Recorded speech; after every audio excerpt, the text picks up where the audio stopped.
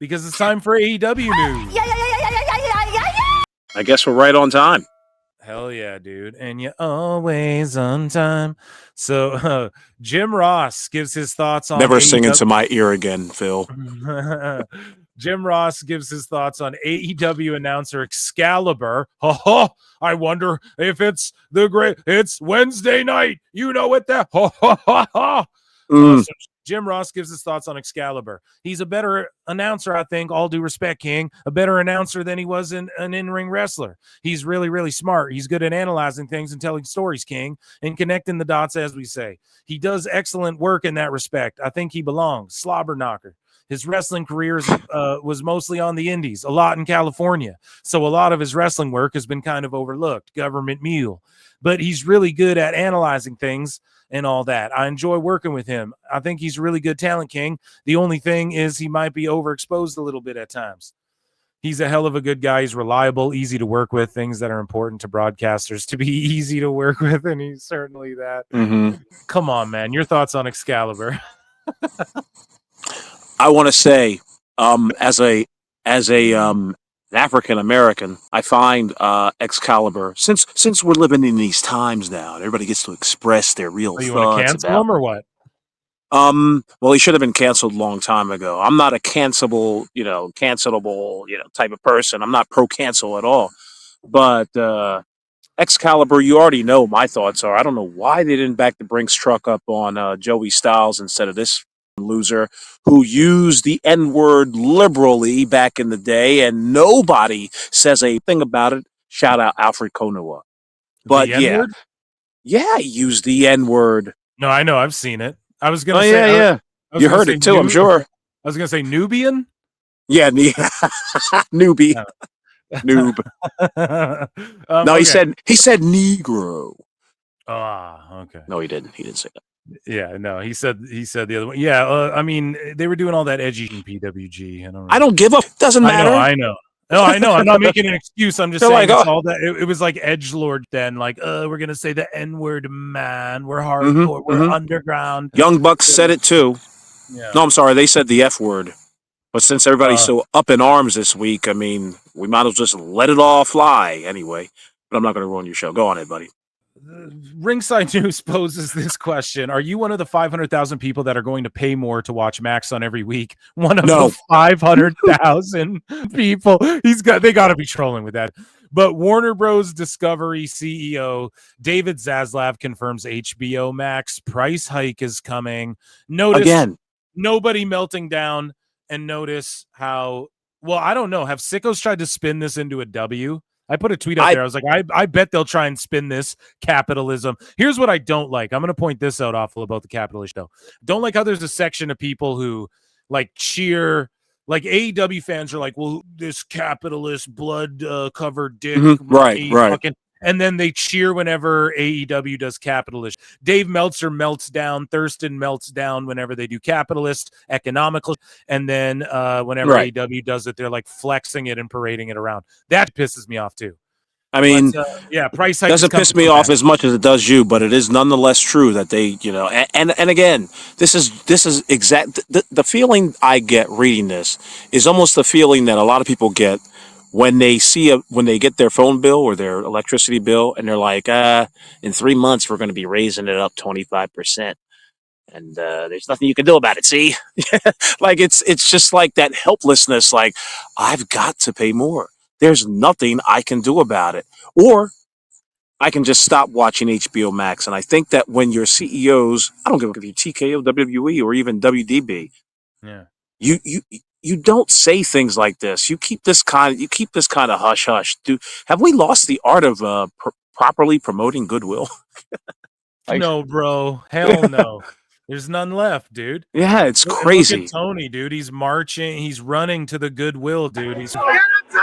He's running for it, dude. Oh my God.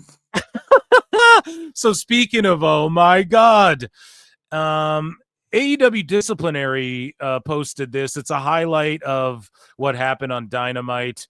We had Tony Sandman come out and get her tits and ass cheeks stapled and her vagina stapled. Yes. Watch out. What the hell is going on here? Oh, no!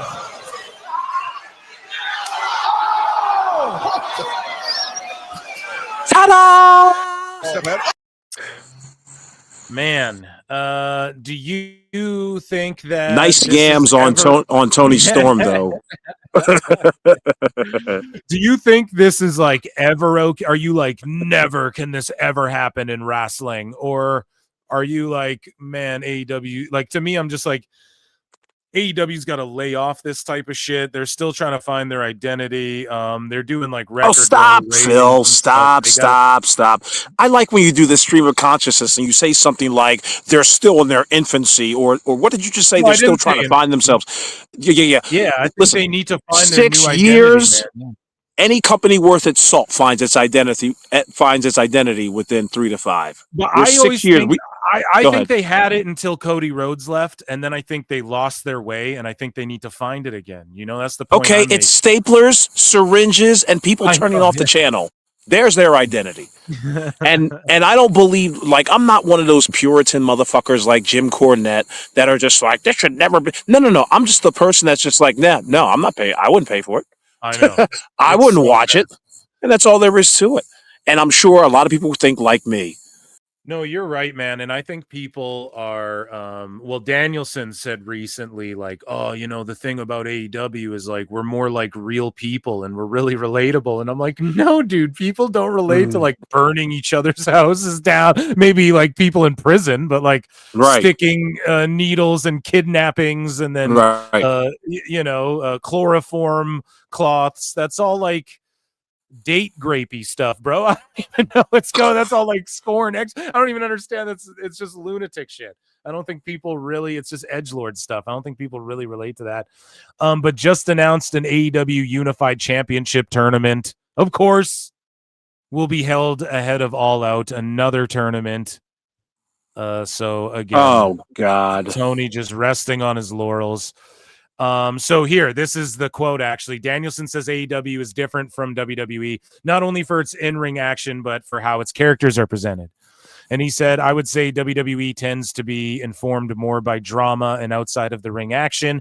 In AEW, you get more actual in-ring wrestling, the wrestling that you see. And it's what Awful pointed out, what wasn't working with Andrade. It's just in-ring action. So you see more action-packed wrestling. I disagree. I think WWE gives us more like meaningful action, in my opinion. I don't know. It's moves mean something in something in WWE. I've noticed this for like the last 30 years, and I know George Captor's out there. He would have to notice it too. WWE almost, and I'm sure you will know, Phil, but you're a little younger than both of us. WWE does a triad of moves. I don't know if you've noticed this. Like, if there is a reversal, within 2 moves, there's an impact move. If that makes any sense. There is no like reversing. Well, sometimes there's reversing, but it's just like there's a move, there's a counter, then there's an impact move. In AEW, it's just like there's a move, there's a counter move, there's a counter move to that, and then there might be something impactful that will ultimately get you a 1 count. But in WWE, it's just like do not escalate, as Marv the movie monster calls it. Don't escalate the wrestling to do this counter block. You know what I mean? Like, this isn't a Street Fighter game. Make there a beginning, middle, and an ending. The triad move. I can't explain it any better than that. I'm retarded, but you know. Yeah. No, dude. I'm right there with you though, and the matches, people say like they're more nuanced and shit with the moves, and Dave's like, all the rope work and this match was spectacular, and it's like, no, dude, it's cookie cutter, the same shit. It's the same shit over and over again, because nothing really matters because no moves mean anything. Whereas when you watch like Roman versus Bronson Reed, every fucking bump Reed took, he bumped maybe like 7 times for Roman the whole match, and that's including like moves he was doing, and it all meant something. I don't know. It's just they need to figure that out. And again, Danielson's like, it's more hard hitting. Yes, because you idiots are fucking really glomming each other. Whereas I would argue when you have like 2 little fucking skinny dudes, like Daniel Garcia's laying elbows in on Mox, that Right. doesn't look violent. It looks stupid. But then when you have two hosses like fucking Reed and Roman, or like Drew and Randy on SmackDown last night, and they're having a great match. Top guy speed, as the Samoans call it, that sort of shit. It's just more impactful. Like one punch means more than fucking 10 Yes. if Yes. you lay it in the right way. And I don't know, man. It's about how you tell the story. It's not just like you doing the shit. Just because you're writing shit happening on paper doesn't mean it's a quality story, So That's how they operate in AEW. It's just like, does that feel good on paper? Yes, it does. Can we all imagine it? Yes, we can. And then when execution time comes, it doesn't work out because they've blown each other to the point where it's just like, we're going to do it exactly this way. But then again, do they even have production meetings? Do they even have walkthroughs? I said it in my ratings video. Do these guys do walkthroughs? They've only been in Philadelphia for 2 weeks. I'm sure the bingo hall will allow them to come in and do some dry runs or whatever. Nah, dude, they'll get protested on that. Oh, that's too. right. Yeah. Exactly. High school Exactly. workers will no-show that shit Yeah. too. So MVP on his decision to leave WWE and join AEW, he just said there are people there in management that I dislike immensely, a person, and I won't even bother to get into that. But I just knew that was certain people in charge, and that's how the wrestling game is. That's how life is. I don't care where you work. When management changes, some people are out, other people are in, and I knew it was time to go. I wasn't going to re-sign. I was in Bobby's ear constantly, like, don't re-sign. Shelton got released, don't re-sign. Let's me and Shelton get back together. Let's go to AEW. I know we can go to AEW. Man, they're getting paid in the shade there. So I guess shout out MVP for getting Bobby paid in the shade over there. I mean, where else is he going to make that kind of money again? So I'm not going to, money shame the boys. We get it. Yeah, Everyone's getting paid good. everybody's getting paid, but not everybody's liking the product. And I think that's the problem. Every time I hear that shit, like, oh, it's great for the wrestling business because the boys are getting paid. No, it's completely good shows. Yeah. Good shows and good talent being developed and shit is and I'll give WWE this. They're fucking developing like they're investing a ton into developing. Maybe people. Too much on some people. Do you think? Yeah, of course. I mean, some people were looking at Andrade, like they overvalued him the second he came back. I'm almost certain of it. Yeah. Yeah. Well, here's the thing with MVP. He was a talent, and I've said this a billion times, but he was a fucking talent when Triple H was a talent and when DX were politicking their way into the world title scene. And, when Cena comes back, I get to wrestle him, right? Triple H was in there doing that shit when MVP was a talent. MVP's a guy that a lot of people thought should have been a world champion, and he never fully got that push at the time. And so I just think it's again. This is what's so funny to me, Phil. Like, I'm looking at MVP's picture, I'm looking at his visage, I'm looking at his quote. Yeah. You mean to tell me that when he was in WWE the first time or whenever he was in there, that he didn't have an attitude problem? I can't tell you. Listen, looking at you're talking about his attitude. You're looking at his disgruntled picture there. Yeah, like, man, this guy's grumpy. Yeah, and his quotes. Is he disgruntled here, dude? Look at his face right here. Is that disgruntled? Yeah, look at him. He hasn't slept in 4 days. Angry black man alert. Listen, no, it has everything to do with the quotes that he said previously. And that is that this guy doesn't sound like a real true team player. Not that we're looking like, listen, it's a fine line to work in the WWE and anywhere else. They're going to look at you a lot closer than what they would say if you were working at fucking Walmart. So a lot of people don't really understand the microscope that you're under. There's stooges everywhere, and I think I know the person he was talking about. I think he's talking about Bruce Pritchard being the part of the management team up there that he doesn't like or really appreciate. But MVP doesn't really truly know how to play this game. If he was wiser, he'd be in R-Truth's shoes. Let's think about that for a second. Damn. That's what it takes to stay in the WWE for 10, 15 years. He should have been learning from guys like John Cena. You see what I'm saying? That's Yeah. if he, but because he has an attitude problem, and no, I'm not going to blame him but I can see the WWE's point in letting him go or him being released or him being disgruntled. That's all it takes.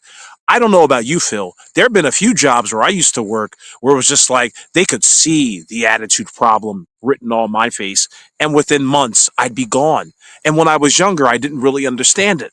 Right. But it's about presenting yourself publicly with a certain type of face. It doesn't have to be happy, but it has to be determined. It has to be respectable. It has to be considerate to the company that you're in. I love how when he goes on Chris Van Vliet and all these other shows, like it's always about WE. Does that also mean that you're creating waves in AEW? That it doesn't seem like that's the issue with me. Like, you don't seem too happy in AEW. You just want to bitch about WWE. Talk about how great and wonderful it is in AEW. You can't, because it isn't. Yeah, exactly, man. No one cares about and like, this is no offense to anybody, but it's like no one gives a shit about anything anyone in AEW has to say unless they're talking about WWE. Exactly. So it's unfortunate for them, but that's because of like Tony and shit and how he's positioned the company in my opinion. Why the fuck can MVP, because I just saw the comment. He's a Vince guy though. Okay, let me just lay. He was more of a Vince guy. That's my theory. Okay, he's just more of a Vince guy. But he accused Triple H of racism. But every fucking week he goes out there and passes Excalibur. What's up with that? What's up with that? What's up with that? Yeah, dude. I mean, hey. I mean, come on now. Mm-hmm. Now, MVP, Chris Van Vliet, you might want to ask that the next time MVP's on your show, unless you don't want to avoid the hard questions. But that's a pointed question I'd love to answer or ask MVP, and I'd have no problem asking him. Yeah, CVV don't. Giga Chad Van Vliet don't ask the tough questions. He's just like a Hollywood savant. You know what I mean? A good Canadian and that's good. That's good. I agree. He's the guy. He's our guy for need that fun like podcast interviews. Yeah. Some people, and because he's perfect at doing this. Right. Someone else out there would be better at like pushing the issue and getting the deeper interview and shit. But here's MVP talking about Chris Benoit and his friendship with Benoit. My ex-wife, she said, if Chris Benoit says you suck, you gonna let this go? Said, if he says I suck, I'm done. And when we had the conversation after he watched my match, he's got an ex-wife awful. You gonna harp on that too? Not a team player or what? What's good? No. I'm just joking. Said, so I don't suck. So, fuck no, you don't suck, man. You're just green, man. You're gonna be great. And that opened up that door. So he would call me up just out of the blue, like, yeah, son, you have any matches this weekend? I'm like, yeah, man, I worked this indie and how'd it go? So when I told him about the MVP character before it came about. And he offered to send me $1,000 so I could buy some suits and stuff. And I said, no, Chris, like, as much as you can't even begin to understand how much I appreciate that. But I got to do this on my own. And I think I earned a measure of respect from him that day.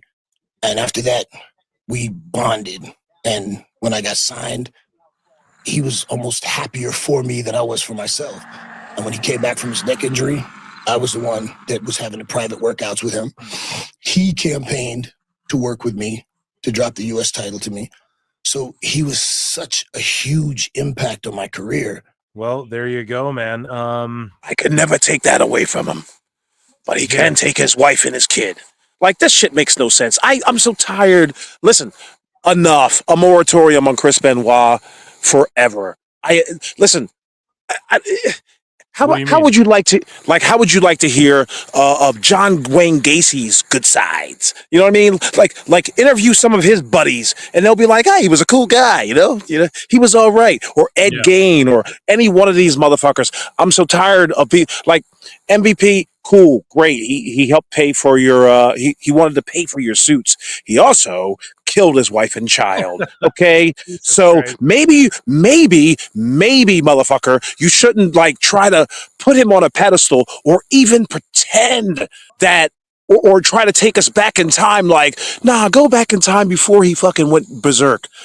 Think about the time when he helped me put on or helped me get my suit ready and got me ready for. Shut the fuck up. The man killed his wife and child and then himself. In You should.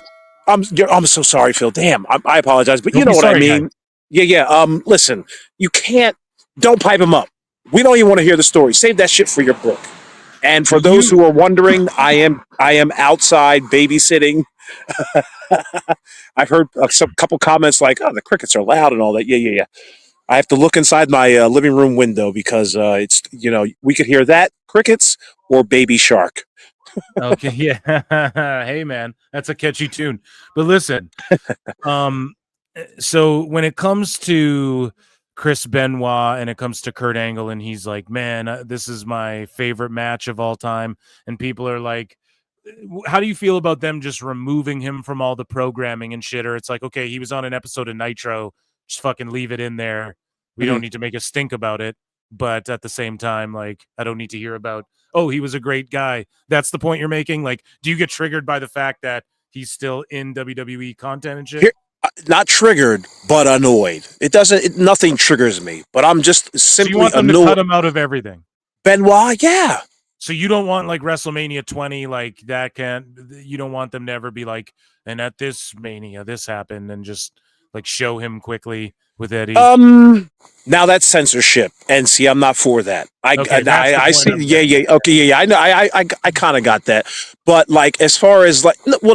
I don't think that they should do something like that. But you're gonna be ready for that conversation. Be ready for the fact that people are going to be like up in arms. The fact that you showed anything, because there are people who are pro censorship and don't want to see that shit. I'm just saying that MVP, you're like glowing, like, all right, it's okay to feel this way about Chris, but what he was cool to me. He didn't slice my throat, hurt my kid. No, motherfucker, he did hurt. He hurt the entire. Go ahead. Well, I was just gonna. Well, I get the point, and I understand that. I'm not even pushing back. I was just gonna say, like, fucking when Oh, what were you saying? Sorry, you go ahead. I lost my thought. No, I was just saying, like, maybe he should temper down the whole, like, oh, Chris Benoit was an inspiration to me. Well, that's probably why, in some circles, why you're in the position that you're in. So I remember what I was going to say now. Like, okay, why so you look miserable. Right. I remember what I was going to say now. I just wanted to sort of figure out in my brain how to word this. So Turkey Owl Sheik does not give a fuck. Okay, that's the easiest way to say what I'm trying to say. Okay. He, during this press conference with Triple H, was like, he's just dropping Vince McMahon. He's like, yeah, Vince McMahon, great man. He doesn't care. Over there, they don't give a fuck, man. Imagine they buy WWE. They don't give a fuck, and they'll just like show Chris Benoit stuff and be like, do you think we could get to that point where the Saudis own WWE and they're just like, we don't care. Put Chris Benoit shit. Make Chris Benoit. You don't think? No. Okay. All right. No, because they don't own the library yet. And I'm almost certain before they do, if they do, the Chris Benoit shit will already be erased or it will be a part of the contract. I understand what you're saying. Like, the Saudis are like, it didn't happen in our country. Yeah. But like Jimmy Snuka's wiped out of history too. Even a guy like that, they're like, oh, I grew up on my dad loved Jimmy Snuka, is like Superfly,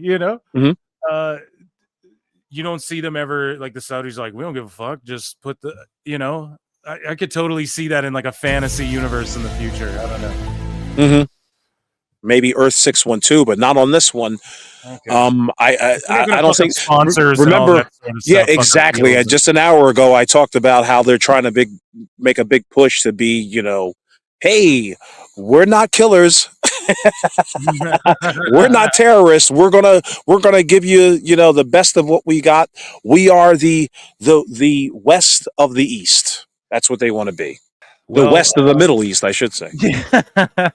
So, speaking of West, I don't even know. There's no transition from that to this, but on one of the top matches planned for All Out was to be Wardlow challenging Hangman Adam Page for the AEW Men's World Championship. This is all rumor and innuendo, though. Like, okay, Wardlow is just going to get a world title match. Fletcher was made as an audible after Wardlow sustained an injury. I like Fletcher. Wardlow, okay. There's rumors that he's faking a fucking injury. He, was gone for a long time, gets brought back, put into just another random heel faction. The next night he comes out on Dynamite, or like a few days later, they say he sustained an injury at the pay-per-view. A few days later, he's on Dynamite fixing his collar and shit. And then he disappears from TV. And then all of a sudden Isn't he an American Gladiator now?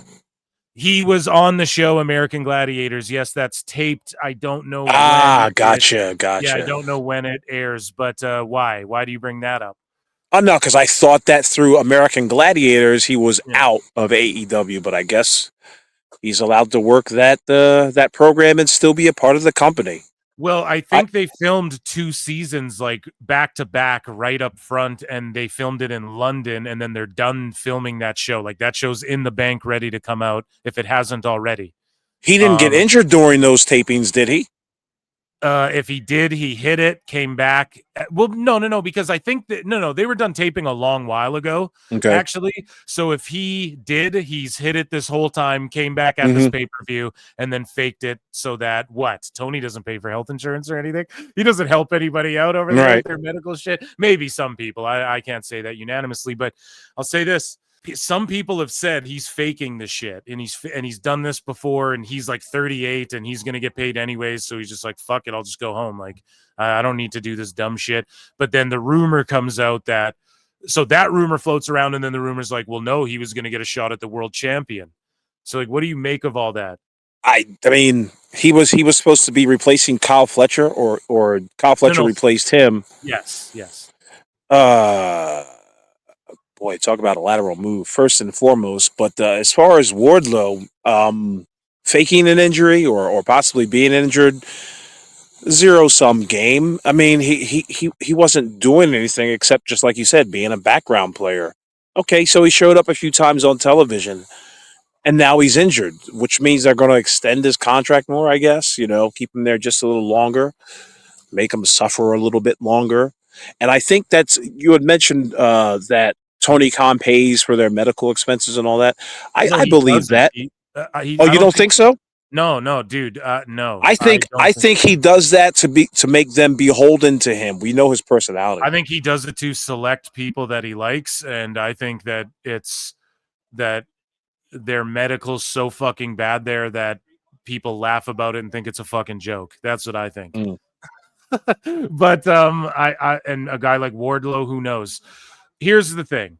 Wardlow, 38, I believe. He's doing American Gladiators. He's likely never going to get out of AEW, but let's say Fantasyland. Let's go to a fucking dream world here for a second. Okay, well, X-Files it, I guess. Would you want to see him in WWE? Do you think WWE should pick him up? We talked about they're bloated. Do they need him? No, they don't need him. Yeah. Again, they were talking about a few days ago. We were talking about it on Toonie Talk, how Will Hobbs might have an opportunity to go to the WWE. If that's the case, I said no on him as well, because it's just like, you've already got Obafemi, you've got Jeff Cobb, you've got Bronson Reed, you've got Trick Williams, you've got all these big guys, you've got Jacob Fatu. Like, who's really interested in seeing Will Hobbs in WWE, and what sort of value will he bring when he brought no value to AEW? Same thing goes with Wardlow. Yeah, unfortunately, like you can't be picking these guys up just because like they used to work at AEW and now we want them and now we got them and all. No, you don't do that dumb shit. Just let these guys swim or sink in the waters of indie hell. And the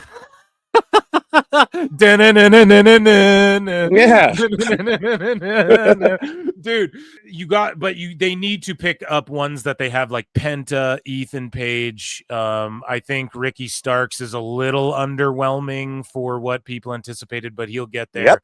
And He'll be the then last one. He's going to make it terrible for everybody else. but Blake Monroe as well. Like, those are great pickups, but we can't just be picking everybody up. I fully agree with you on that. And Wardlow, it might just be, your time is up. My time is now. He might just be done. Yeah. As far as what are they going to develop him in WWE? Like, he's Follow- fucking 40. Like, Following the footsteps of Jake Hager.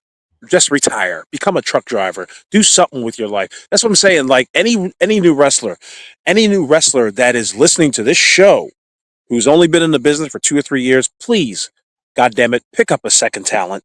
Pick up a second grift, a second set of skills or something. Learn how to crochet or fucking I don't know, weld a car together or but do something other than just being proficient at professional wrestling. Because when you get out of this game, you're not really going to have anything to do.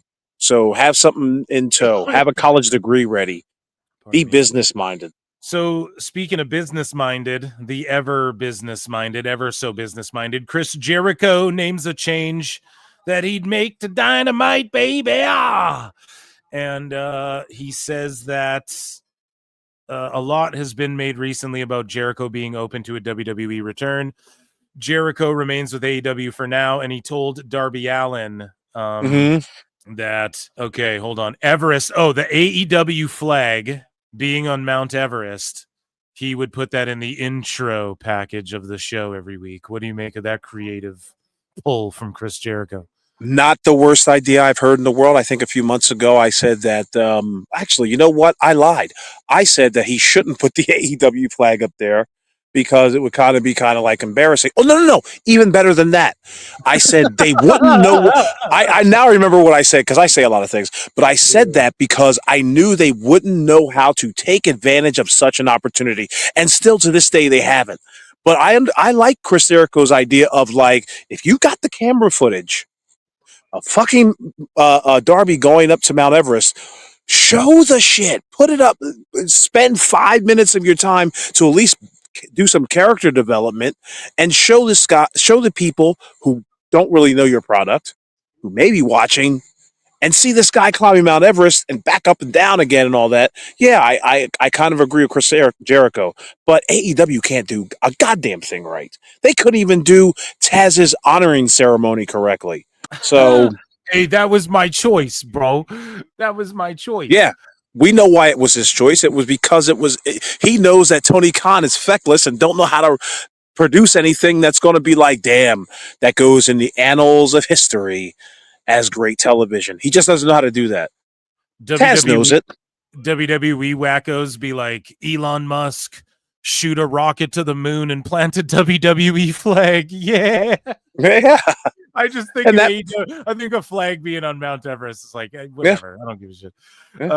Paramount Skydance prepares Ellison back to bid for Warner Bros. Discovery. So that's like the main thing I want to talk to you about. We'll circle back to that. Athena is getting some time off from in-ring action after reaching the 1,000-day mark as ROH Women's World Champion.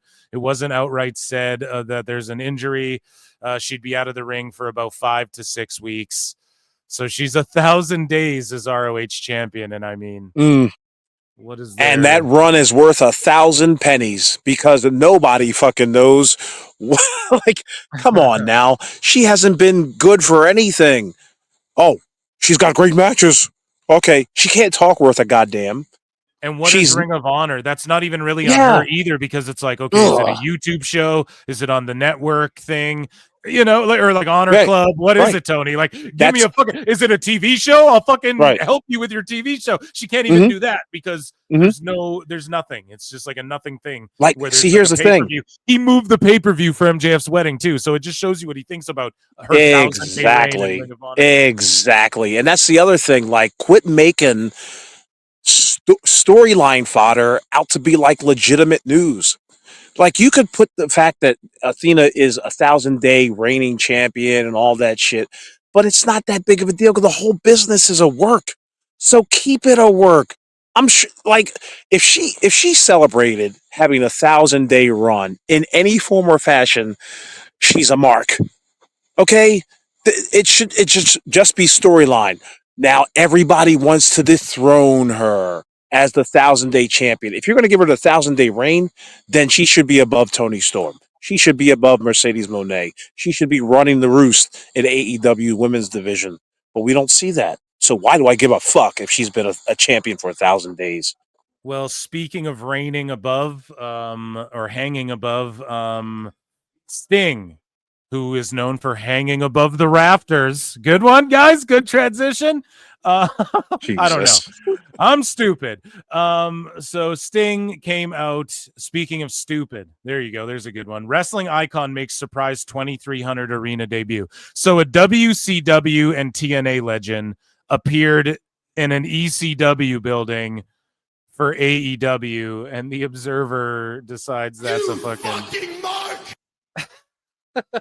What did they decide it was? Some accolade. I don't know. Why the fuck Sting showed up in the 2,300 and Tony's standing there? It's like, okay.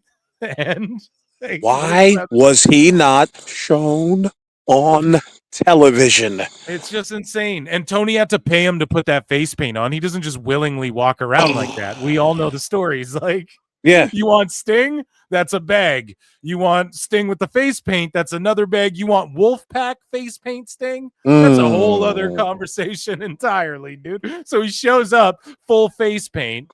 Tony just paid him to just show up in the old ECW arena too. It's like, well, what does Sting mean to that building? Well, it's cool. I fantasized this before in my old E-Feds. He fought Triple H, but it went the other way. I always thought Sting's work rate was better. Hold on. Let me see if I got this correctly. Daniel Garcia has been revealed to be the secret member of John Moxley's Death Riders. Yeah. Let me see if I got this correctly. They couldn't turn out the lights, and when they came back on, oh my God, it's Sting. You know what I mean? Like, I don't understand their booking process. If you've got Sting next to the fucking urinal in Philadelphia, you bring him out on television. Oh my God. We don't get any of that, bro. Yeah, I mean, that's crazy. Crazy. None of that happens in AEW, dude. MVP explains why he wasn't at AEW Forbidden Door. He says now England, the UK. He said it sucked. They just started the electronic transfer authorization. They asked the question, have you been convicted of a felony that required you to have a 12-month stay or longer in a correction? Well, yeah, I did 9.5 years. So I answered truthfully, and that's why I wasn't allowed at Forbidden Door. So they just didn't let him in the country. And again, they don't have, like, AEW doesn't have WWE pull like that. And so why was he not invited into the country again? Well, he spent like almost a decade in prison. Okay, right. And why do you think the WWF let him go? See, these are little drops, codes, keys, and clues, letting you know, like, okay, the man can't travel worldwide.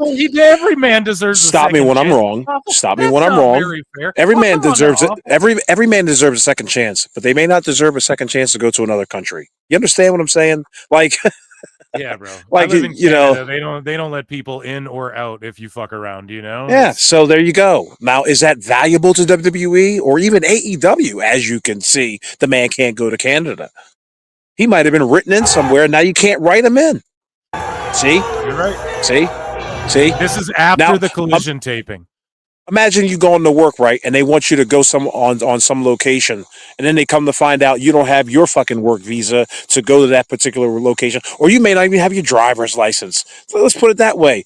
And they're like, God damn, Don, you can't be that interested in being here if you're not going to prepare yourself to face consequences. Yeah, unbelievable.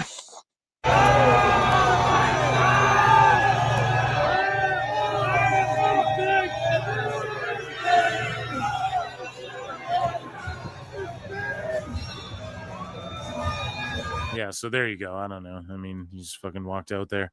So to 916 people when it could have been in front of what was the 587,000 people on television. But of course, if you knew that fucking Sting is showing up at the 2300 arena, wouldn't you want to, I don't know, promote it? Yeah, or buy a ticket. Like, it's just so stupid, man. Damn. So the tickets distributed for All Out in Toronto, 10,200. And fuck the ratings, dude. I'm more into, and fuck the minutes watched and shit. I'm more into like, what are the ticket sales right now? I think that's a better indicator of who's popping. But either way, man, they want to play that game, so you got to bring the ratings up and be like, well, here's what they are, and you're a fucking idiot, you know. But either way, tickets distributed 10,200, 11,300 is the setup. And I mean, yeah, 10,000 tickets for All Out. I mean, decent for AEW now in 2025. Hold on, Phil. You're going a little too quick for my taste. Because you know I'm old and fucking infirm. I'm 98 years old. That arena shot. Can we take a look at that map that they had? Sure, yeah. Here, we just got to one more time. Pull it up. I just unbookmarked. I think you just got to scroll up. Oh, I thought you scrolled up. Okay.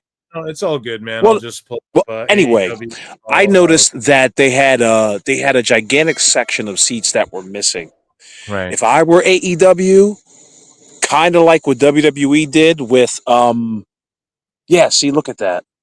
It's like a quarter of the arena is gone. Now listen, again, 30% disappeared.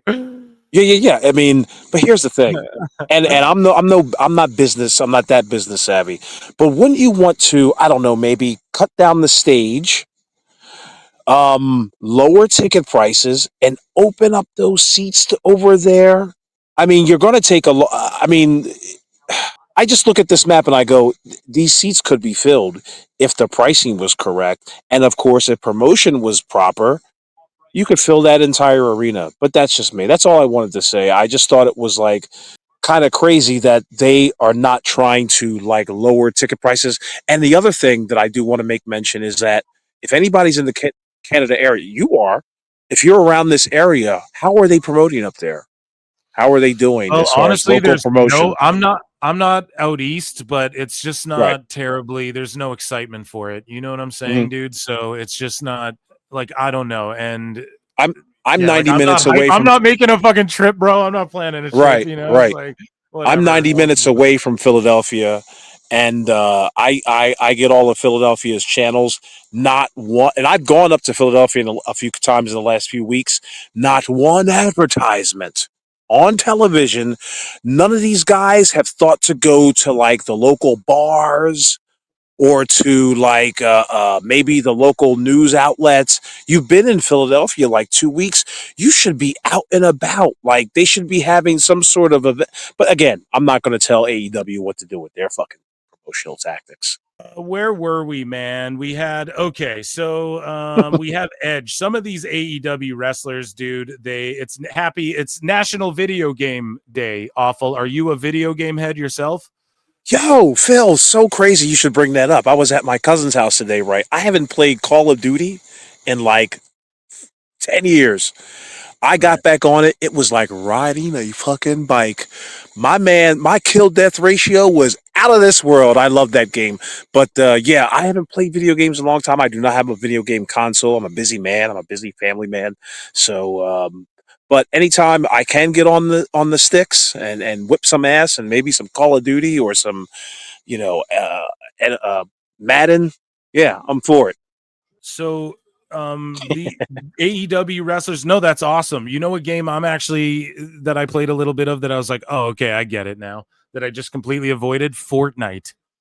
Played just God. I don't game I haven't been gaming too much, but when I either throw on WWE, but like Fortnite, actually I was like, okay, I get it. I understand why. And it's not just like a game. I thought it was just like a cartoony shooting game, but there's like all these other games within the game. I didn't realize you can play like Squid Game. You can have like a full blown.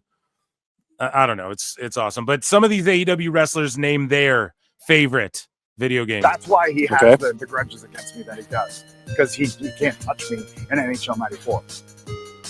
Currently, great game. Yeah, great game. But here's the thing. There's a trick shot that is impenetrable in those NHL. What year did he say? 95? 94. 94. Yeah. It's like where you skate behind the net and then you like, I don't know the terms or whatever, but like you kind of like do a juke set and like the puck will go into the net every goddamn time. That's why I didn't really appreciate NHL 94, 95 or any of the other ones. Yeah, I use the Oilers on that game, and they fucking stink. So Marvel on that game, Rivals has consumed a lot of my time. Favorite game of all time, the whole Mass Effect series. where the fuck is Jay Lethal been, dude? He's been crying in the corners ever since AJ Lee showed up. God of War, though, God of War 2 has a very special place in my heart. Super Mario Bros. League of Legends. Grand Theft Auto. You want that Mario Kart or that Super Smash Brothers smoke? Find your boy. I think we both know our favorite game is Metal Gear Solid 3. Is that the horse girl game? Yes. I told you to stop playing. It's a roguelike. I consider it cheating. Final Fantasy VII. My favorite video game of all time is Red Dead Redemption 2. These days, Animal Crossing. He's lying. It's Pong. Fucking Pac-Man, dude. Oh, my favorite video game of all time has to be. Can we go back to Super Willow Mario. Nightingale for a second Yeah, sure. and pause it? Ladies and gentlemen of the chat, Phil, this girl right here, mark my words, needs to go to WWE. That's all. Yeah, I agree with you, man, wholeheartedly. She's really loyal to AEW. I think she just re-signed not long ago. I think. I can see a feud with her and Nia Jax. With Nia. Yep, that'd be awesome. Okay. Yeah, I was She's saying a cutie earlier. patootie right here. Oh, That's she all right. is, man. She's gorgeous. Yeah. I was saying earlier that Nia. I wouldn't kinda throw her out of stole bed. the show. Nia kind of stole the show on SmackDown when she attacked Jade and Tiffy. I was saying that earlier too. Like Nia's been really fucking good lately. Probably not surprising Or Oh, just since she returned. Yeah. to anyone. Oh, my favorite video game of all time has to be Super Mario 64. I'm a big Pokemon franchise guy. A little master These guys ball. are burying Yeah. themselves. NHL 94, NHL 95, where I would constantly smoke Christian. That's why he has the grudges against me. Oh, is that what they call it now? Because he can't touch me in NHL 94. Yeah, there you go, dude. Happy National Video Game Day, everybody. So Daniel Garcia. joined Wow, the Death I celebrated Riders. today, You brought actually. that up. Yeah, man. Well, that's awesome. It was just a twist of fate, as they say. I don't fucking know. AEW reportedly signed a 5-year deal with TEG Sport to continue returning to Australia. Presumably speaking about last year being the first year of the deal, 2026 being the second year, presumably 3 more years into the future of a deal between TEG Sport and AEW to bring AEW to Australia. I know. Something big is coming to Australia. I know. That was funny. Not a Shout out. janky ring. Crikey, not a janky ring. I know. Shout out to either Steve Irwin or Anthony Cumia. Take your pick. Exactly. Anyway, yeah. What are they having trouble going back to Australia for some reason or what? I don't fucking know. I don't even know what this means. Bring your own ring. It's a janky ring. Tape your ankles. 16 by 16, mate. So Chris Jericho and Darby Allin discuss Darby planting the AEW flag at the top of Mount Everest. And yeah, we already talked about that. That would be the opening for me. The opening, Mount Everest. That's the name of fucking Jericho's new album. Kyle Fletcher named some of his favorite Chris Jericho has been here since the very beginning. This is what Tony Khan had to say about Chris Jericho staying in the company. He was asked about this again, and his response was, Chris Jericho has been here since the very beginning. I have so much great respect for Chris Jericho. I would love to have Chris in AEW anytime. We absolutely want Chris Jericho back in AEW, and hopefully soon. He's been great with us and been with us since the first event, the very first AEW World Champion. And Chris is a huge part of the history in AEW and is still in great shape and a great wrestler. And that was an interview with Torgan Elliott. Torgan Elliott, I know. Watch your ankles, Torg. Elliott, I'm over here. What is that? Some sort of Idaho station or something? I don't know, man, but I'll say this. It seems like he doesn't know what the fuck Jericho's up to or when he's coming back to me, man. James Drake and Zach Gibson, the grizzled young veterans, have been added to the AEW roster page, meaning they are on salary now, is what I would guess if they weren't already, but this is probably why. Because randomly when people get moved from the ROH page to the AEW page, or when they get that graphic out of nowhere, like let's say like Alex Windsor, she worked like a month for the company, and then they give her, she's on TV for like a month, and then all of a sudden they're like, here's her all in, or like she's all elite graphic. And that's like when Tony officially is like, okay, you're on a salary now. Nothing says I'm mid better than these two pictures right here. They kind of look like, it's like before haircut, after haircut. Before haircut, after haircut. That's actually really funny. That's what it Yeah, is. they're Jesus. they're not brothers? I guess not. No, they're not. They're just like fellow mates. They're just mates. So Eddie Kingston accepts a challenge for return match after over a year away. So he's doing Muay Thai and he's doing his fucking kickboxing and all this stuff. And, Is he? I mean, that's what he says, but he says, so got the phone call and the money is right. Contract is signed on my end. So Big Bill, you dumb goofy bastard, just send the location. So he's going to fight Big Bill in a match, I guess. And Eddie Kingston's coming back. Can't wait for that barn burner. Apparently Orange Cassidy's coming back soon too. What do you think of that? Do Eddie Kingston and Orange Cassidy help AEW at all? Absolutely. Listen, when these guys come back, we're looking at 800, 900,000 a week. Easily. Market. Oh, well, now you're just being fucking sarcastic. By the way, my name is Husey. And not awful. Oh, did I just call Don't you put that Husey? shit on me. No, you didn't. I did? But no, you didn't. Oh, I didn't. Oh, okay. My bad. I was gonna give you an allegedly. Allegedly. It's like there's no way I could confuse your voices. Yeah. I mean, I'm not. I don't sound Irish. No, not at all. I don't got a good. I don't. Yeah, got I know.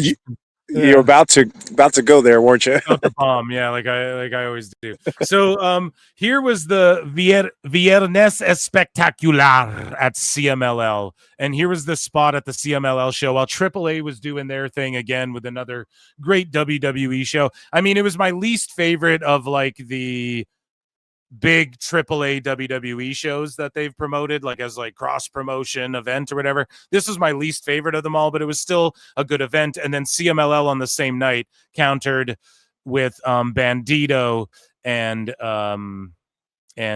what's his name, Brody King, and that should tell you all that needs to be said. But here's some goofy spot that went down in CMLL. I don't know if you saw this. What do you make of this? Awful. This is Brodito. Well, let's check this out.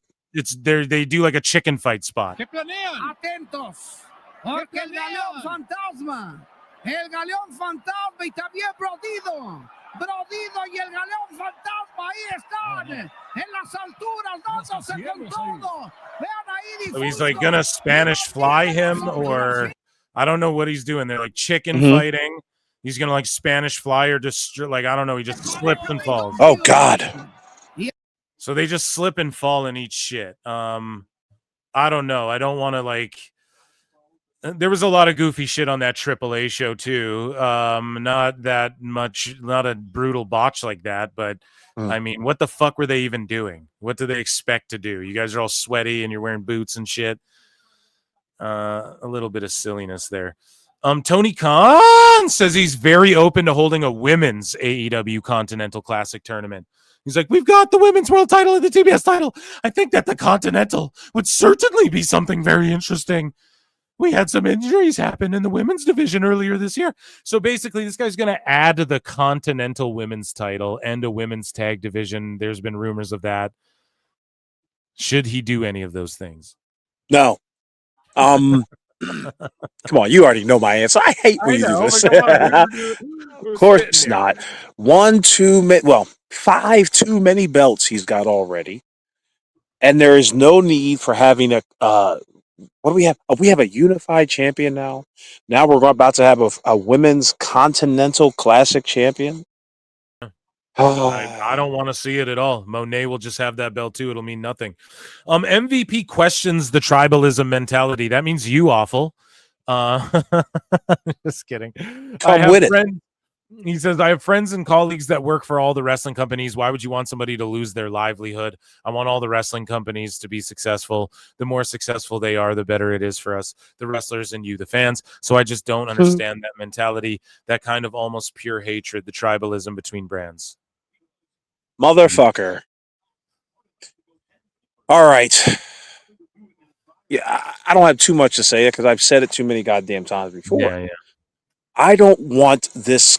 It's not that I don't want this company to succeed, but I do have a vested interest in the company failing. Okay? I'm a short seller. If anybody knows the stock market. Okay? I'm predicting that something will happen to the company.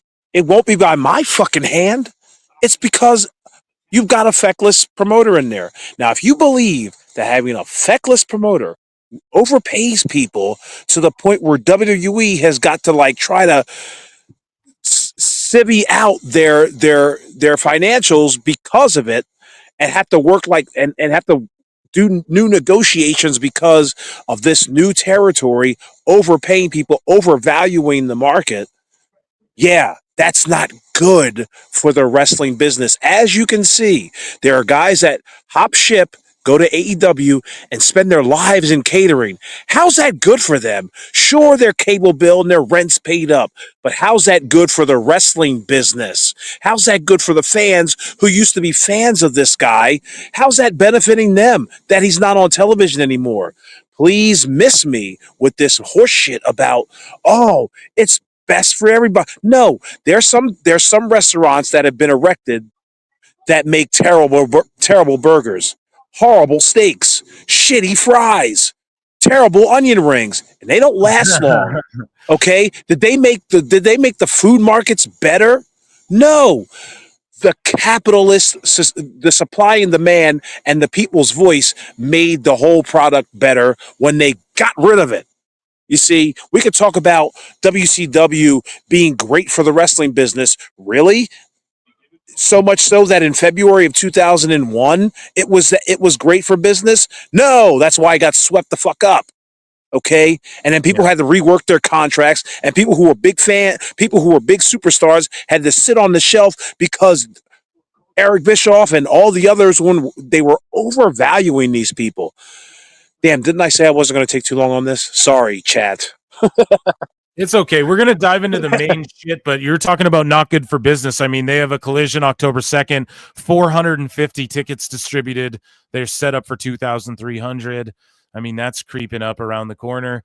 MJF has a message for Andrade, who was recently released, and it's like now you got your quote-unquote top guy begging for Andrade, more, I guess, ex-WWE. I mean, I guess he's ex-AEW too, but he's like, I'm going to be in Mexico beating the ever-loving shit out of Mystico in front of all your broke-ass countrymen. Let me know if you want to grab a marg before I hope on my jet to Toronto to whoop Mark Briscoe's hillbilly ass. See? Now, where's AEW's PR guy going? A motherfucker, delete that immediately. Yeah, dude. The fuck? It's cringe. It helps nothing. It helps absolutely nothing. You didn't even give us the time and dates for when you were going to supposedly beat these people's asses. You didn't give them a link. You just tagged Andrade. Like, you fool. Do this shit right if you're going to do it. So, speaking of doing things right and not a good look, man, Dave Meltzer, he comes out defending Dynamite again, a 584K. Don't have anything else at the moment, nor news numbers. We'll have the full breakdown tonight. It's like, what needs to be broken down here? Like, just excuses to why it wasn't higher, you know? Like, right. No one cares, bro. What the fuck needs to be broken down about this? Nope. Dave is just so fucking stupid, man. And then so AEW star Thunder Rosa responded to Bianca Belair. So earlier in the show, we talked about they're going to Saudi Arabia for WrestleMania 43 in 2027. And Bianca Belair, one comment she made was like, you know, what was the comment, Awful? Do you remember? Did you even listen to it or read it online? I think she said the women are going to do excellent in Saudi Arabia or something to that effect. Yeah, like, you know, this is the place where women yes, can do right. This is where they're going to get their opportunity. And so Thunder Rosa on Busted Open said they give them money. We're going to give you a show. That's it. The stakeholders are calling the shots, and you have to go for what they tell you to do. Otherwise, you're not going to eat. That's part of your job. Bianca, you are absolutely right. The women that are participating in these shows are making history because 7 years ago, they couldn't participate. But again, it's like you're not going to change how society looks at women in these countries. This is part of historical religions and everything else. Again, does anybody know anything about, like, you know, it's part of the fucking promotion. Of course she knows she's not going to go over there and fucking make women start wearing bikinis. That's not what the WWE is there for. They're there as escapist entertainment. Right. Barnum and Bailey Ringling Brothers is dead and gone. There needs to be something in its place. And if that's the case, it's going to be WWE. What do you expect Bianca to say? Like, we're really going to change history here, folks, and it's not going to mean shit to the society that we're going to be in here for a couple days and then roll out to Peoria, you know, in the next week or whatever. Like, come on now. Thunder Rosa. Again. You kind of get an idea of why some of these people aren't used on television. They may not have the prerequisite intelligence to be dealt with for long-term storylines or anything like that. So awful. We talked about before, like, you have this book. We've just chronicled your journey a little bit here at PWT of your book, and every now and again you come in and I'm like, you know, updates or what do you make of this? AEW's book is going to come out soon, and the little excerpts they drop just seem so bullshitty and full of shit. Like, they dropped excerpts. I can't believe it. I've not seen. Oh, you didn't see that? Yeah, they dropped like a couple pages with some photographs and stuff, and it was pretty much just like MJF and Jericho focused and stuff like this. And I mean, they didn't drop too much, but it's been quite interesting. And so you predicted, like, early on, you know, you're like, dude, AEW is going to go out of business in when? 2027. Like, your book, you planned for it to come out in 2027. That's been your goal, like, this whole time, correct? Yes. I will push it back if I got to, goddammit, just to make the haters hate even a little bit more. And do you think... I think I broke that news to you on the show. Right, for sure. You were like, fuck it. I even said, dude, just put it out in volumes. Just have it be like an ongoing thing that you just do forever and whatever. Yeah. But here's the thing, man. Do you think if you don't drop it come 2027 that you lose any credibility? Like, what credibility and shit? You know, you're funny on the internet. It's like, interesting. Do you think you lose any of, like, you know, the steam, or some people might go, oh, fuck this guy, he didn't drop the book? No, the book will be dropped. It will just be about, like, see, here's the thing. Here's what I'm nervous about. I'm gonna level with you. I have a nervousness that, like, the prediction will be correct. I will be right. I will be like finishing up the book, and then out of nowhere there will be a ton of fucking books. It won't be called The Death of AEW unless somebody. Well, you don't keep my mouth shut, but it will be something along those lines. And I think a lot of people are going to try to hop on that bandwagon, and they're going. It's almost like being like, I feel like my name will get lost in the sauce. Like, my prediction, my whole theory about these guys going out of business will be lost in the sauce because Dave Meltzer wrote a book, or Bryan Alvarez wrote this, or somebody, just a bigger name will come out, and, like, it'll be like Brian Solomon presents the rise and fall of AEW or whatever. Listen, I need everybody in the chat to know, everybody who's listening to know, I am not a professional author. I am learning a lot. I'm still learning from people who know better. I've got tons of DMs that help me along the way, but these guys write quick. There's a guy, Dave Meltzer. He's got the notes. He's got all of that information, and he's got the networking and the connectivity to go along with that. So I just pray that I am lucky enough to first be correct, and secondly, to put out the book in a timely manner where I don't get fucking swallowed up whole by bigger people. Like Eric Bischoff Jim Cornette could write a book. You know what I'm saying? Like, I just feel like something could happen in between that time, whereas it gets closer to the end of days for them, people are going to come out of the woodwork and be like, I've always been telling it. But there was always one guy, one account on planet Earth. You know what I mean? This is going to die in 2027. So that's where I think I'm a little nervous at. Well, okay. Paramount Skydance prepares Ellison backed bid for Warner Bros. Discovery, dude. WBD Paramount is preparing to bid to buy Warner Bros. We've seen nincompoops like BJ Bethel try and pipe in and be like, "Oh man, it's fucking they're debt free and all this stuff." Like, again, applauding that was terrible. capitalism. Yeah, and it's like, bro, you just don't know shit about what you're talking about. That was a bald-faced lie, though. Like, that's it is. like, how can you say he's debt free when it only takes 3 seconds to find out that they're not? I know, because he's not a real journalist. He's a fucking ball sniff. That's what we tried to say in the beginning, and all these redacts ran around and did this whole fucking dude. I say something stupid like that on a post, I'm begging anybody to correct me. Seriously, I don't know how you could be so haughty and so arrogant as to like write that statement out on Twitter X, be BJ Bethel, and then fucking put it out there as if it's like credible news. And I know the comment section. Yeah, like, it's like, come on now. Is this a put on? Is this a fucking put on? Is BJ Bethel a fucking bot? He's just a ball sniff, bro. It's just a guy who's chummy with Tony Khan. You can be a correct ball sniff too. I mean, goddamn. I know, but like, I think someone said like, oh, he's childhood friends with Tony Khan or something like that. I think that was a rumor floating around or something. So maybe that's someone sleuthed out that they knew each other when they were younger or something. I think so. It makes a lot of sense in that context. Speaking of context, LoPiccolo was like, investors currently value Paramount at about $17 billion, and Larry Ellison just saw his net worth increase by more than $100 billion on a single day, and that's has to, whatever. The point we're getting at is they're gonna look at everything and basically with a fine-tooth comb. There's people smarter than me, people in the fucking biz who are like, dude, they will get rid of AEW.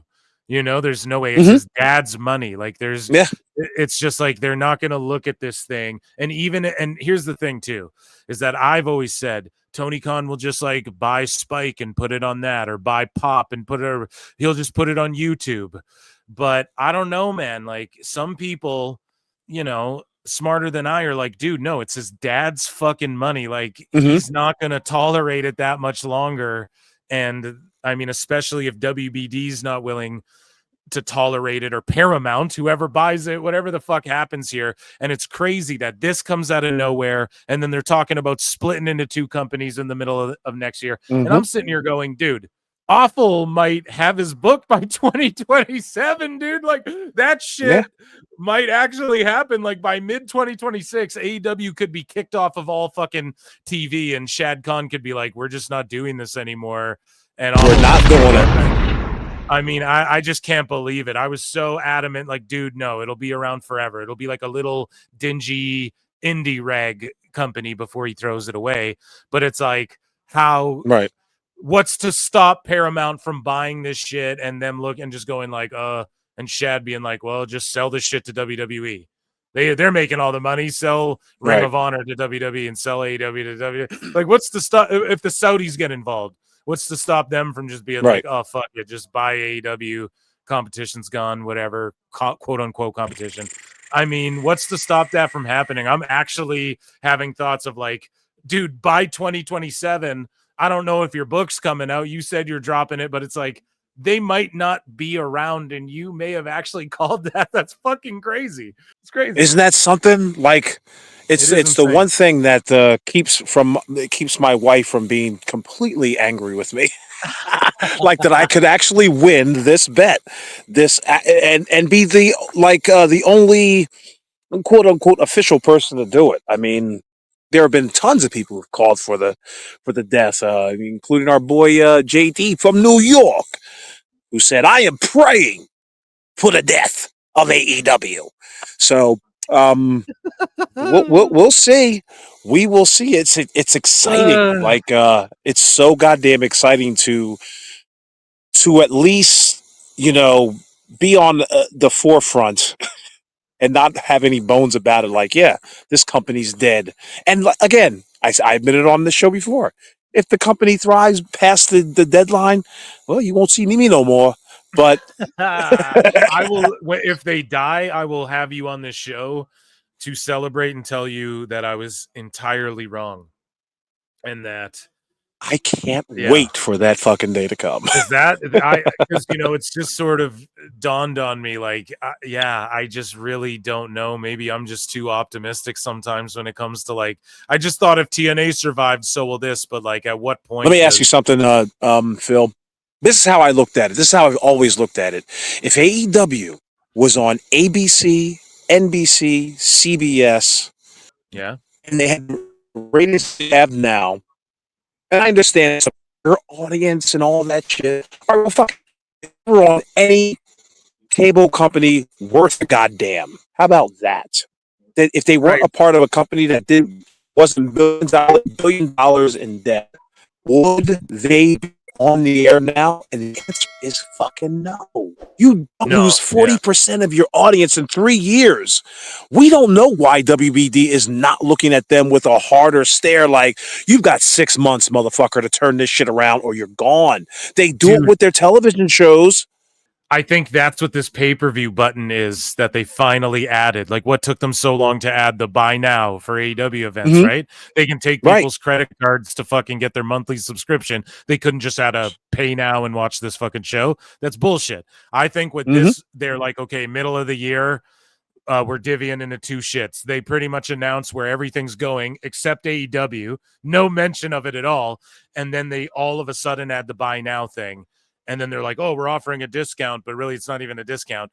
And so I think that is like, okay, we're going to use AEW as this guinea pig of like, okay, if you guys succeed with pay-per-view sales on here after we told everyone to go to Amazon all year, then you can stick around. But if not, like, fuck it, you're going over here or whatever. And then now Paramount might swoop in, look at the spreadsheets, look at AEW and just go, well, we're just getting rid of that. I mean, it's a waste of fucking time and money.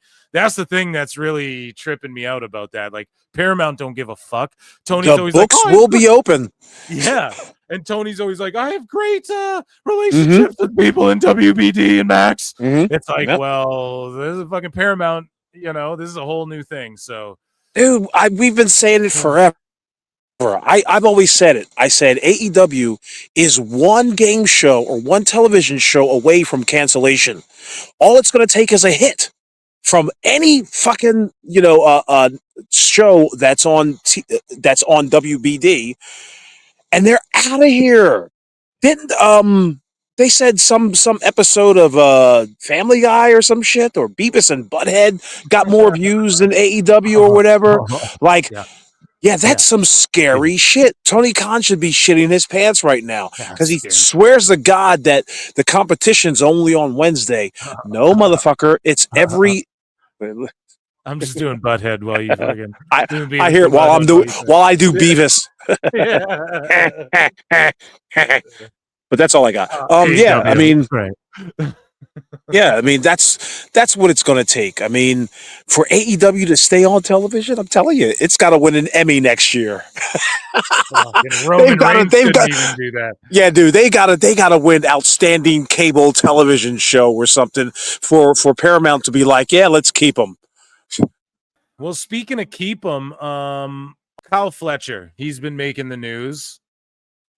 Is he a guy that you like? Is he a guy like, to me, I give Tony Khan credit for like trying to push and build this guy up. Like if I had a Fed and there's like, oh, you get to pick like 10 development talents, I'd look at Fletcher. I'd probably pick him for sure. He has size. He's a young guy. I mean, he can cut promos. He's not like the worst guy at promos in the world. Okay. Now step 2, Phil, because you put yourself out there on that. What now do you do with him? Well, you develop them. I mean, we need to look at like, I mean, how do you develop guys? You fucking book them against people. You have them win. You have basically what they're doing. They're building them up. I mean, you're asking me a hypothetical. I don't even know who else would be on the roster. I'm just saying like, well, you presented a hypothetical. You said things like, he's great looking. He's got a great body. He can work. He can cut a good promo. He can work good. Yeah, you build him up Caught a to be good a world promo, champion. man on man. Well, yeah, I don't know. but Dude, what do you do with? that's what he do you do said. with He said man on man, but What do you? This dude's robing out. What do you do with Razor Ramon? I don't know. You put him in fucking matches. It's pro wrestling, bro. I'm saying this would be a prospect for me. This would be somebody. If you're like looking at the age list, you're like, okay, early 20s. I'm looking for people.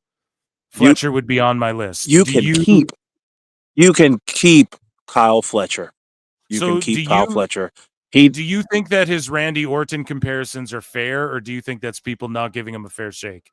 That's what you see. Again, it's already too late to make a first impression. When he first came out,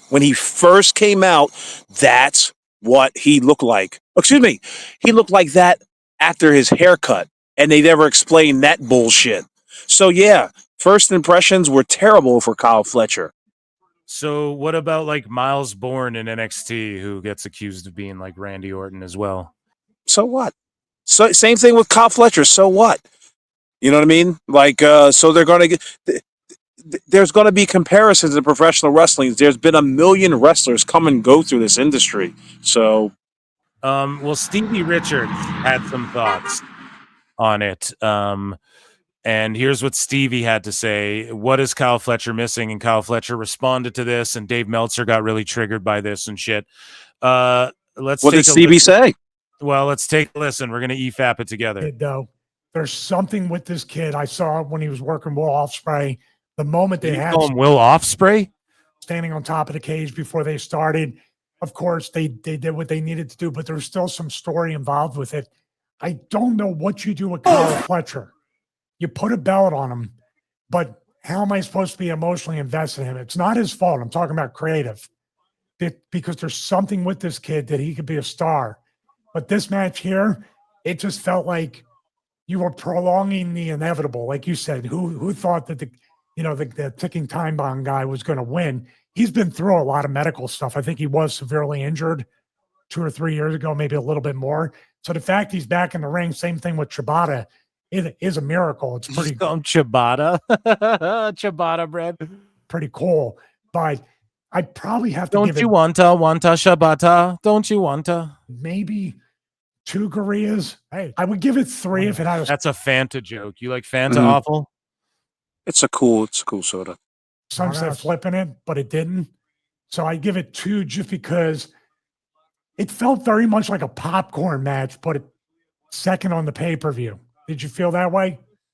They were doing wrestling. Basically, they're fucking. This is the problem with Fletcher. Okay, he just fucking goes out there and gives his opponents everything, and then it's just a typical AEW match. You give your 50-50 matchup. Yep. Yeah, and then you take everything, and then you kick out of everything.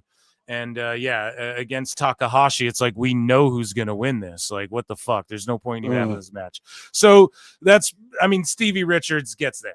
This is what Fletcher said in response. He says, I think a lot of people on Twitter or whatever will just look at the one clip that gets posted. I went and I watched the full thing, everything that he said. I'm open to any and all critiques. That is fine. I'm in a world where everyone is allowed to have an opinion. He has an opinion on who I am and what I am as a wrestler, and that's fine. It doesn't feel like it's in good faith. It's not a good faith. I can see him wiping his tears when he says this dumb shit. In good faith. Come on, dude. I think a lot of those guys, they just look for the buzzwords. Oh, you mean like good faith? Yeah. Dummy. Look for the things that are going to get clicks or whatever. I don't think he spoke a lot about what the culture is at AEW. The culture, man. I don't think he knows anything about the culture at AEW. He said he doesn't know anything about the culture of AEW. What is the culture of AEW? All right, go on. Yeah, I don't know, dude. Queen Aminata? I don't know. Jeez. He said, so I don't think he spoke a lot about what, okay, sorry. He said there's no one there for me to learn from. I think that's absolute fucking horseshit. I am learning from people every single day that I'm there. There's so many great minds there. There's Bryan Danielson there almost every week. He named one guy who's there almost every week. I'm open to criticism. I just don't think it was in the best faith, but no ill will. I'm open to critique at any and all times. I'm 26 years old. I'm still trying to learn the business. I have a lot more room to grow for sure. I think the culture. He came out of that good. Yeah, I just think the culture in AEW is rejecting criticism from any and everyone. That seems to be a recurring theme. Yep. It starts at the top. Speaking of the top, man, Kyle Fletcher names his top wrestlers growing up: Jeff Hardy, The Miz, Jushin Thunder Liger, Finn Balor, Kenny Omega. Fletcher is now Dave's little fucking 5-star merchant boy, and yeah, Kenny Omega, he has to work a slower style. Dave's begging Ospreay to work a slower style because his body's all beat up, and I just pray to God Fletcher does not listen to Dave Meltzer. I tweeted that out this week because I just don't fucking kind of like how Tony Khan did.